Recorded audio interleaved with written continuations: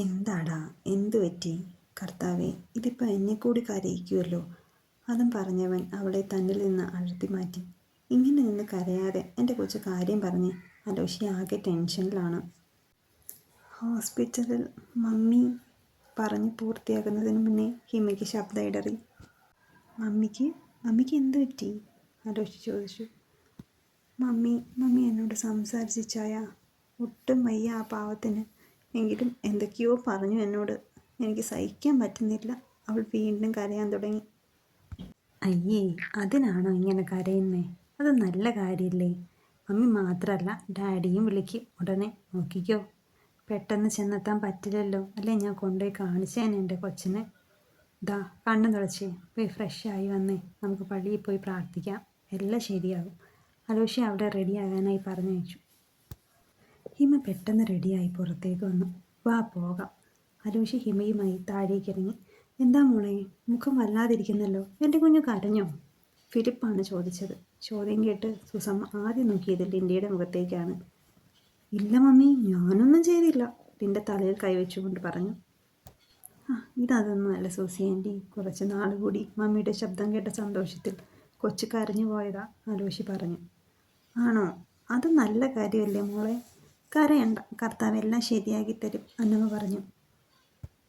നേരത്തെ അറിഞ്ഞിരുന്നേ ഞാനും കൂടി വന്നേനെ, എൻ്റെ നിരാശയോടെ പറഞ്ഞു. ആണോ?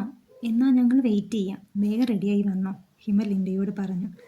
എൻ്റെ കർത്താവേ, ഇവളെ കൊണ്ട് വയ്യ, ലിൻഡ പറഞ്ഞത് കേട്ട് സൂസമ്മ അടക്കം പറഞ്ഞു. അയ്യോ വേണ്ട മോളെ, ഇവളെ ഞാൻ കൊണ്ടുപോയിക്കോളാം. എന്തായാലും നിങ്ങൾ പൊക്കോ, അലക്സ് ലിൻഡയെ തറപ്പിച്ച് നോക്കിക്കൊണ്ട് പറഞ്ഞു. അലോഷി വേഗം ഹിമയുമായി പള്ളിയിലേക്ക് തിരിച്ചു. ലിൻഡ മോളെ, ഒന്നിങ്ങ് വന്നേ, അലക്സ് ലിൻഡയെ വിളിച്ചു. നന്നായി കൊടുത്തേക്ക് അലക്സേ, അങ്ങനെയും വെളിവ് വരട്ടെ പെണ്ണിന്, സൂസമ്മ പറഞ്ഞു. എടാ മോനെ, കൊച്ചിനെ ഒന്നും ചെയ്യല്ലേ, അന്നമ്മ അലക്സിനോടായി പറഞ്ഞു. ഏയ് ഒന്നും ചെയ്യല്ല അന്നമ്മച്ചി. അലക്സ് ലിൻഡയുമായി അകത്തേക്ക് പോയി. റൂമിൽ കയറി വാതിൽ കുറ്റിയിട്ടു. അവൻ്റെ മുഖത്തു നിന്ന് തന്നെ കാര്യങ്ങൾ അത്ര പന്തിയല്ലെന്ന് ലിൻഡയ്ക്ക് മനസ്സിലായിരുന്നു. എന്തായി ചായ, ഞാൻ എന്തെങ്കിലും തെറ്റ് ചെയ്തിട്ടുണ്ടെങ്കിൽ എന്നോട് ക്ഷമിക്കിച്ചായ. ഞാൻ കുഞ്ഞല്ലേ, അതുകൊണ്ടാ, എനിക്ക് അറിയാഞ്ഞിട്ടല്ലേ. ലിൻഡ സ്ഥിര അടവ് പുറത്തെടുത്തു. കുഞ്ഞോ? ആരാടി കുഞ്ഞ്? നീ കുഞ്ഞാന്ന് ആര് പറഞ്ഞു? അലക്സ് ഒരു ഭാവവ്യത്യാസമില്ലാതെ ചോദിച്ചു. എല്ലാവരും പറയും, അപ്പച്ചനും അന്നമ്മച്ചിയും മമ്മിയും പിന്നെ അലോഷിച്ചായനും എല്ലാവരും പറയുമല്ലോ, ലിൻഡ കൊഞ്ചിക്കൊണ്ട് പറഞ്ഞു. മറുപടിയായി അലക്സ് അവളുടെ കൈ പിടിച്ച് തിരിച്ചു. പാവൻ ലിൻഡ. അയ്യോ വിടിച്ചായ, എനിക്ക് വേദനിക്കുന്നു, പ്ലീസ് ഇച്ചായ ഒന്ന് വിട്. ലിൻഡ അലക്സിൻ്റെ കയ്യിൽ കിടന്ന് പിടയുകയാണ്. ഒരുപാട് കരഞ്ഞു പറഞ്ഞിട്ടാണ് അലക്സ് തൻ്റെ കൈ ഒന്ന് അയച്ചത്. എന്നാലും എൻ്റെ ഇച്ചായ, എന്ത് പിടിയായത്, എൻ്റെ കൈ ഒടിഞ്ഞുപോയി, ലിൻഡ പരാതി പറഞ്ഞു. എടി കൊച്ചേ, അലോഷിയുടെ പാസ്റ്റൊക്കെ നിനക്കറിയില്ലേ? ഒരുപാട് പാടുപെട്ട ഇവിടെ എല്ലാവരും അവനെ കൊണ്ട് ഈ കല്യാണത്തിന് സമ്മതിപ്പിച്ചത്. ഇപ്പോൾ തന്നെ അവർക്കിടയിൽ 1000 പ്രശ്നങ്ങളും പൊരുത്തക്കേടുകളും ഒക്കെയുണ്ട്. അത് മനസ്സിലാക്കി എങ്ങനെ അവരെ ഒരുമിപ്പിക്കാനുള്ള വഴിയല്ലേ മോളെ നമ്മൾ നോക്കേണ്ടത്. എന്നിട്ട് നീ ചെയ്തു വെച്ചതോ? ഹിമയെ കണ്ടിട്ട് ചേട്ടത്തിയുടെ അനിയത്തിയാണോ എന്നൊക്കെ നീ ചോദിക്കാൻ പോയത് എന്തിനാ? ഹിമയ്ക്ക് എന്ത് തോന്നിക്കാണും? പിന്നെ അലോഷി, അവൻ്റെ ഈഗോയും കോംപ്ലക്സും ഒക്കെ നിനക്കും അറിയാവുന്നതല്ലേ. അവൻ ഇനി ഇത് മതി, അലക്സ് പറഞ്ഞു നിർത്തി. കുറച്ചു നേരത്തേക്ക് രണ്ടുപേരും ഒന്നും മിണ്ടിയില്ല. ഇച്ചായ, അറിയാതെയാണെങ്കിലും അലോഹിച്ചായന് ഞാൻ കാരണം വിഷമം ഉണ്ടായതല്ലേ. അത് മാറ്റാനുള്ള ഉത്തരവാദിത്വവും എനിക്കുണ്ട്. ഇച്ചായ നോക്കിക്കോ, ഇന്നേക്ക് ഒരാഴ്ചയ്ക്കുള്ളിൽ 2 ലവ് ബേർഡ്സ് ഇവിടെ പാറി നടക്കുന്നത് ഞാൻ കാണിച്ചു തരാം, ലിൻഡ പറഞ്ഞിട്ട് പുറത്തേക്ക് പോയി. കർത്താവേ, ഇവളിത് കുളമാക്കുമോ? അലക്സ് അറിയാതെ പറഞ്ഞു പോയി. അധികം വൈകാതെ തന്നെ അലോഷിയും ഹിമയും തിരിച്ചു വന്നിരുന്നു. അലക്സും ലിൻഡയും അവരെ കാത്ത് ഹാളിൽ തന്നെ ഉണ്ടായിരുന്നു. വന്നപാടെ ലിൻഡ ഹിമയെയും കൂട്ടി അകത്തേക്ക് പോയി. അലോഷി അലക്സിൻ്റെ അടുത്തായി സോഫയിലിരുന്നു. എന്താണ് ഇത്ര പെട്ടെന്ന് പോകുന്നത്? നിങ്ങളൊന്ന് കറങ്ങി ഒരു സിനിമയൊക്കെ കണ്ട് പതിയെ വരത്തുള്ളൂ എന്നാണ് ഞാൻ ഓർത്തത്, അലക്സ് അലോഷിയോടായി പറഞ്ഞു. ഒന്ന് പോടാ, നല്ല ടൈമല്ലേ സിനിമ കാണാൻ, അലോഷി പറഞ്ഞു. അതെന്താ ടൈമിനൊരു പ്രശ്നം? അലക്സ് ചോദിച്ചു. ഏയ് ഒന്നുമില്ലടാ, പള്ളിയിൽ ചെന്ന് ഒരേ കരച്ചിലായിരുന്നു. ഒന്ന് സമാധാനിപ്പിക്കാൻ ഞാൻ വല്ലാതെ പാടുപെട്ടു. ഇന്ന് രാവിലെയും അങ്ങനെ തന്നെ ആയിരുന്നു. എന്നെ കെട്ടിപ്പിടിച്ച് എന്ത് കരച്ചിലായിരുന്നു. ഈ പെണ്ണുങ്ങൾക്ക് ഇതിന് മാത്രം കണ്ണീരിത് എവിടെ ഇരിക്കുന്നടാ? അലോഷി അലക്സിൻ്റെ മുഖത്തേക്ക് നോക്കിയപ്പോൾ അലക്സ് ഇരുന്ന് ചിരിക്കുകയാണ്. എന്താടാ ഇങ്ങനെ ചിരിക്കാൻ? ഞാൻ കോമഡി ഒന്നും പറഞ്ഞില്ലല്ലോ, അലോഷി ചോദിച്ചു. അല്ല, ആരെയോ കെട്ടിപ്പിടിച്ചു എന്നൊക്കെ ഞാനിപ്പോൾ കേട്ടല്ലോ. ഉം? അലക്സ് അലോഷിയെ നോക്കിക്കൊണ്ട് ചോദിച്ചു.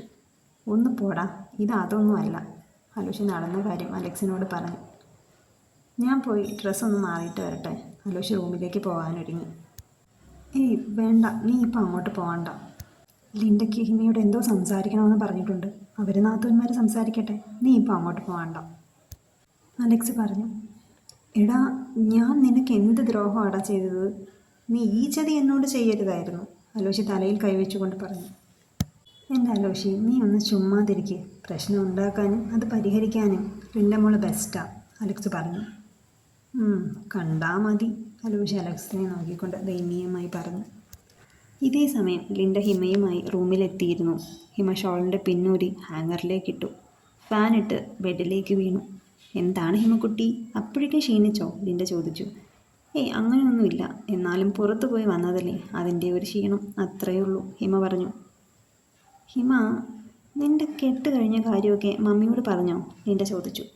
ഇല്ല, പറഞ്ഞിട്ടില്ല. ബാംഗ്ലൂരിൽ നിന്ന് ഒരാഴ്ചയെന്ന് പറഞ്ഞ് എന്നെ കൊണ്ടുവന്നതാ. പക്ഷെ ഒട്ടും പ്രതീക്ഷിക്കാത്ത കാര്യങ്ങളാണ് ഇവിടെ നടന്നത്. പിന്നെ അപ്പോഴേക്കും അവിടെ ആക്സിഡൻറ്റും ആയി. ആകെ തകർന്നിരിക്കുന്ന അവരോട് ഞാനെങ്ങനെയാ വെറുതെ വിഷമിപ്പിക്കണ്ടെന്ന് വിചാരിച്ചു. എഡിയോട് പോലും പറഞ്ഞില്ല. പറയുമ്പോൾ ഹിമയുടെ കണ്ണുകൾ നിറഞ്ഞിരുന്നു. താൻ വിഷമിക്കണ്ടോ, ഇനി എന്തിനും ഏതിനും കട്ടയ്ക്ക് ലിൻഡയുണ്ട് കൂടെ, ലിൻഡ പറഞ്ഞപ്പോൾ ഹിമ ഒന്ന് ചിരിച്ചൊന്ന് വരുത്തി. ഞാൻ കാര്യമായിട്ട് പറഞ്ഞതാ, ഇവിടെ എല്ലാവരും പാവമാ അല്ലേ. പിന്നെ ഒന്നും നോക്കാതെ സോഫിയെ അന്നമ്മച്ചി കുരിശ് വരച്ച് അകത്തേക്ക് കയറ്റുമോ? പിന്നെ മേലെടുത്തും അങ്ങനെ തന്നെ. പക്ഷേ മുകുന്ദൻ ഞങ്ങൾ അത്ര നല്ലവനൊന്നുമല്ല. കൊച്ചു വിഷമിക്കണ്ട, അയാളുടെ ഒരു അഭ്യാസവും ആലോചിച്ചതിനോട് നടക്കില്ല, ലിൻഡ പറഞ്ഞു. അല്ല ലിൻഡ, ആരാ ഈ സോഫി? ഹിമ സംശയത്തോടെ ചോദിച്ചു. സോഫി ആരാന്ന് നിനക്കറിയില്ലേ? ആലോചിച്ചതിൻ്റെ ആദ്യ കെട്ട്. അറിയാതിരിക്കാൻ വഴിയില്ലല്ലോ, ഈ നാട്ടിൽ ഇതറിയാൻ ഇനി ആരുമില്ല. ഞാൻ ഓർത്തു നിനക്കറിയാമെന്ന്. മേലെടുത്ത് ആരും ഒന്നും നിന്നോട് പറഞ്ഞില്ലേ? എന്നാലും ആലോചിച്ചായൻ പറയേണ്ടതാണല്ലോ. മിന്നുകെട്ടിന് മുന്നേ നിന്നോടെല്ലാം പറയണം, നിനക്ക് പൂർണ്ണ സമ്മതമാണെങ്കിൽ മാത്രമേ കെട്ടൂ എന്നൊക്കെ ഡിമാൻഡ് വെച്ചെന്നാണ് ഞാൻ അറിഞ്ഞത്. പിന്നെ എന്ത് പറ്റി? ലിൻഡ സ്വയം ചോദിച്ചു. ഇച്ചാൻ്റെ രണ്ടാം കെട്ടാണോ ഇത്? നീ പറഞ്ഞത് ശരിയാ ലിൻഡ, ഇവിടെ ഒന്നും അറിയാത്തതായിട്ട് ഞാൻ മാത്രമേ ഉള്ളൂ. വീട്ടുകാർ പോലും എന്നോടൊന്നും പറഞ്ഞിട്ടില്ല ഇതുവരെ. എൻ്റെ മമ്മീൻ്റെ ഡാഡിയായിരുന്നേ എന്നോടിങ്ങനെ ഒരിക്കലും ചെയ്യില്ലായിരുന്നു. കുറച്ച് നേരത്തേക്ക് രണ്ടുപേരും ഒന്നും മിണ്ടിയില്ല. എന്നിട്ടിപ്പോൾ സോഫ എവിടെ? ഹിമ ചോദിച്ചു. അതൊക്കെ വലിയ കഥയാണ്, പറയാനാണെങ്കിൽ ഒരുപാടുണ്ട്, പിന്നെ ഒരിക്കലാട്ടെ വിശദമായി പറയാം. ഇപ്പം എൻ്റെ കുഞ്ഞും വാ, നമുക്ക് താഴേക്ക് പോകാം. ലിൻഡ എഴുന്നേറ്റ് നടക്കാൻ തുടങ്ങി. പെട്ടെന്നാണ് അവളുടെ കയ്യിൽ ഹിമ പിടുത്തം ഇട്ടത്. ലിൻഡ, എനിക്കറിയണം സോഫിയെപ്പറ്റി, നീയെങ്കിലും എന്നോട് സത്യം പറയടാ. കണ്ണുകൾ നിറച്ചുകൊണ്ട് തന്നോട് പറയുന്നവളെ ലിൻഡ ഒന്ന് നോക്കി. പിന്നെ പുഞ്ചിരിച്ചുകൊണ്ട് ഹിമയുടെ കണ്ണുകൾ തുടച്ച് അവൾ പറയാൻ തുടങ്ങി. സോഫി ചേച്ചി ഇച്ചായനും കോളേജിൽ ഒരുമിച്ച് പഠിച്ചതാ. നല്ല ടീമായിരുന്നു. എപ്പോഴും എന്തെങ്കിലും ഒരു കലപിലാന്ന് അലച്ചുകൊണ്ടിരിക്കും സോഫി ചേച്ചി. ഇടയ്ക്കൊക്കെ ഇവിടെ വരികയൊക്കെ ചെയ്യുമായിരുന്നു. എല്ലാവർക്കും വലിയ ഇഷ്ടമായിരുന്നു.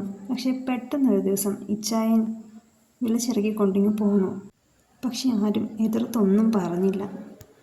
അന്നമ്മച്ചിയും മമ്മിയും വലിയ കാര്യമായി തന്നെ നോക്കിയതും. സോഫി ചേച്ചിയുടെ വീട്ടുകാർക്ക് ഈ ബന്ധം അത്ര ഇഷ്ടപ്പെട്ടില്ല. ഇവിടെ അപ്പച്ചനും പറഞ്ഞതാ, തിരിച്ചുകൊണ്ട് വിട്ടേക്ക്, നമുക്ക് പള്ളിയിൽ വെച്ച് കെട്ട് നടത്തിക്കുക എന്നൊക്കെ. പക്ഷേ സോഫി ചേച്ചി കേട്ടില്ല. എന്തായാലും ഇത്രയൊക്കെ ആയില്ലേ, ഇനി ഇങ്ങനെയൊക്കെ തന്നെ മതിയെന്നൊരു ആറ്റിറ്റ്യൂഡായിരുന്നു അവർക്ക്. പിന്നെ ആരും ഒന്നും പറയാൻ പോയില്ല. സോഫി ചേച്ചിയുടെ വീട്ടുകാർ ഇച്ചായനെ വെട്ടും കൊല്ലും എന്നൊക്കെ പറഞ്ഞ് നടന്നതാ. പക്ഷേ ഇച്ചായനോട് മുട്ടി ജയിക്കാൻ പറ്റാതായപ്പോൾ അവർ ആയുധം വെച്ച് കീഴടങ്ങി. ലിൻഡ പറഞ്ഞു നിർത്തി. എന്നിട്ട് ബാക്കി പറഞ്ഞേ പെട്ടെന്ന്, ഹിമ ചോദിച്ചു. ഒന്ന് സമാധാനിക്ക് കൊച്ചേ, ഞാൻ പറയാം, ലിൻഡ ഹിമയോട് പറഞ്ഞു. എന്നിട്ട് തുടർന്നു. കല്യാണത്തിന് മുന്നേ അവരെങ്ങനെയായിരുന്നു അതിന് നേരെ ഓപ്പോസിറ്റായിരുന്നു. പിന്നെ വഴക്കില്ലെന്നേ ഉള്ളൂ. ആ പഴയ സന്തോഷമൊന്നും സോഫി ചേച്ചിയുടെ ഇച്ചായൻ്റെ മുഖത്ത് ഞാൻ കണ്ടിട്ടില്ല. പിന്നെ കുറേ ദിവസം അങ്ങനെയൊക്കെ പോയി. ഒരു ദിവസം സോഫി ചേച്ചിയുടെ വീട്ടുകാർ ഇവിടെ വന്ന് വലിയ പ്രശ്നം ഉണ്ടാക്കി. ഇച്ചായൻ ഇവിടെ ഇല്ലായിരുന്നു. ഇച്ചായനെ കൊന്നുകളയും, ജീവിക്കാൻ സമ്മതിക്കില്ല എന്നൊക്കെ പറഞ്ഞ് ചേച്ചിയെ തിരിച്ചു കൊണ്ടുപോകാനൊക്കെ ഒരുപാട് നോക്കിയതാണ്. ഒരു വിധത്തിലാണ് അപ്പച്ചൻ അത് തടഞ്ഞത്. ഇച്ചായൻ തിരിച്ചു വന്ന് നോക്കുമ്പോൾ ബോധമില്ലാതെ കിടക്കുന്ന സോഫി ചേച്ചിയെ കണ്ടത്. ഹോസ്പിറ്റലിൽ എത്തിച്ചെങ്കിലും ലിൻഡ ഒന്ന് നിർത്തി. അന്ന് മുതൽ ആലോചിച്ചായൻ ആളാകെ മാറി. എത്ര കാര്യമായിട്ട് കൊണ്ടു നടന്നതാ സോഫി ചേച്ചിയെ. പാവം, ഒരുപാട് അനുഭവിച്ചു. ലിൻഡ നിറഞ്ഞൊഴുകുന്ന കണ്ണുകൾ അമർത്തി തുടച്ചു.